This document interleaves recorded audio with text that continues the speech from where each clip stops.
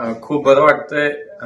आनंद वाटतो की माझ्यासारख्या एका सर्वसामान्य कार्यकर्त्याला ज्याने बूथ स्तरावरती काम केलं, वॉर्डचा अध्यक्ष म्हणून काम केलं, तो आज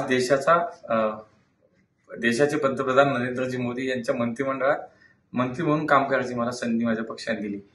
मला असं वाटतं हे माझ्या पक्षातच होऊ शकतं. म्हणून इतकी मोठी संधी आज मला काम करायची दिली, देशाची सेवा करायची संधी मला मिळते. तेव्हा माझ्या सगळ्या पक्ष नेतृत्वाला माननीय मोदीजी आहेत, माननीय अमितभाई आहेत, माननीय नड्डाजी आहेत, तसेच माननीय देवेंद्रजी फडणवीस, आमचे बावनकुळे साहेब, या सगळ्या नेते मंडळींना मी मनापासून धन्यवाद देईन.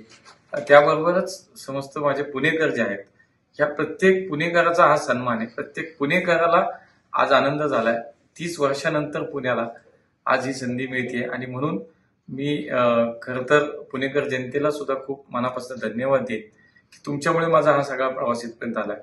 आता नवीन जबाबदारी मिळते आणि या नवीन जबाबदारीतून मला असं वाटतं माझं पुणे असेल, महाराष्ट्र असेल आणि एकूणच देशाची सेवा या निमित्तानं करता येणार आहे.